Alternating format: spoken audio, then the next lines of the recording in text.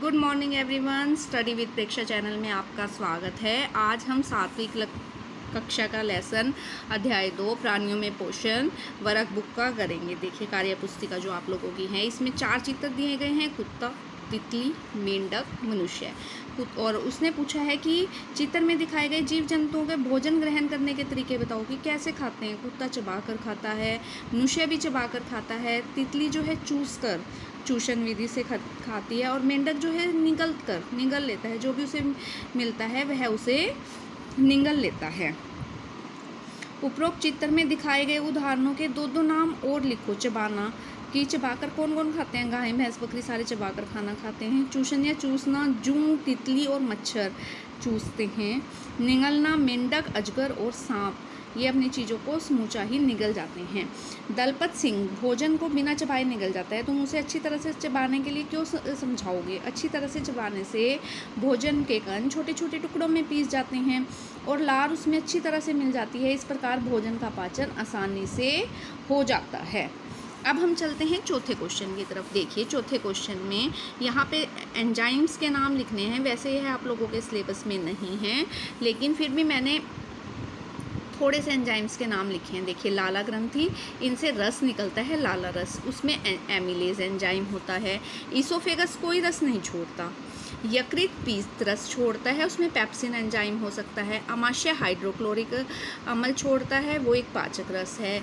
छोटी आंत वैसे कोई रस नहीं छोड़ती, लेकिन उसमें अग्नाशय का रस आकर मिलता है। ट्रिप्सिन, एमिलेज और लाइपेज एंजाइम होते हैं। बड़ी आंत में कोई रस नहीं होता, लेकिन उसमें फिर भी माल्टेज और एमिनोपेप्टेज छोटी आंत और बड़ी आंत में पाए जाने वाले एंजाइम्स हैं। ये कहीं पर भी पाए जा सकते हैं। अगर आप याद कर सकते हैं तो करें, नहीं आपके सिलेबस में जो है एंजाइम्स नहीं हैं। आप रस के नाम याद कर लें कि कौन कौन सा रस छोड़ता है। बूढ़े हो जाने पर दांत टूटने लगते हैं। बूढ़ों को खाना खाने में किस तरह की परेशानी का झेलनी पड़ती है। बूढ़े हो जाने पर दांत टूट जाते हैं। बूढ़ों को खाना खाने में बहुत परेशानी होती है। वे कोई भी ठोस आहार नहीं खा पाते, और जो भी खाते हैं बहुत मुश्किल से खा पाते हैं। क्या सभी के दांत एक समान होते हैं। नहीं, थोड़े अलग अलग होते हैं, छोटे बड़े होते हैं। संख्या समान होती है, लेकिन वैसे अलग अलग होते हैं। आपको अपने 32 का चित्र बनाना है दोस्त की, तो इसमें हम ऊपर या नीचे जबड़े में से एक बनाते हैं। देखिए 3 दांत जो हैं वो च्वर्णक होते हैं। उसके बाद 2 दांत जो हैं अग्र च्वर्णक होते हैं एक साइड, फिर एक रत्नक होता है, और फिर 2 कृतंक होते हैं। ठीक है, इसी तरह इस साइड भी होंगे। पहले नीचे के जबड़े की बात कर रहे हैं, या किसी एक जबड़े की बात कर रहे हैं, ऊपर का या नीचे का। उसमें 3 च्वर्णक, एक साइड 3 च्वर्णक, एक साइड 3 च्वर्णक, 6 च्वर्णक, 2 और 2 4 अग्र च्वर्णक, फिर रत्नक, फिर कृतंक। इस तरह दांत होते हैं। इस प्रकार 3, फिर 2, फिर 1, फिर 2, आधे आधे दांत का, आधे जबड़े का, मतलब 4 सेट होते हैं ऐसे 32 12। इससे हमें पता चलता है कि कौन कौन से दांत कितने हैं। च्वर्णक, अग्र च्वर्णक, रत्नक, कृतंक। ठीक है, अब आगे चलते हैं। देखिए दोस्त के दांतों को और अपने दांतों को आईने में देखने की कोशिश करो। दाढ़ और आगे के कृतंक दांत में क्या फ़र्क है। दाढ़ पीछे के दांत होते हैं, पीछे के दांत च्वर्णक, अग्र च्वर्णक जो चबाने या पीसने वाले दांत होते हैं, और कृतंक जो हैं वो काटने और कुतरने वाले दांत होते हैं। 2 ऐसे पशुओं के नाम लिखो जो जुगाली करते हैं। गाय, भैंस और बकरी, ये सभी जंतु जो हैं जुगाली करते हैं। जुगाली करने वाले जंतुओं का प्रमुख आहार क्या होता है। घास। रमेश ने अपने विज्ञान की पाठ्यपुस्तक में पढ़ा, जो जंतु घास खाते हैं वे उसमें मौजूद सेलुलोज का पाचन कर पाते हैं। तुम पाठ्यपुस्तक में पढ़कर बताओ, घास खाने वाले जंतुओं में सेलुलोज का पाचन कैसे होता होगा। घास खाने वाले जंतुओं में रूमेन होता है। रूमेन में भोजन का आंशिक पाचन होता है। बाद में रूमेन मतलब छोटा आमाशय, रूमन छोटा आमाशय होता है। ठीक है, रूमन में भोजन का आंशिक पाचन होता है। बाद में ये जंतु भोजन को मुख में लाकर दोबारा से चबाते हैं, और रूमन में सेलुलोज का पाचन करने वाले जीवाणु पाए जाते हैं, जो उसका पूरी तरह से पाचन कर देते हैं।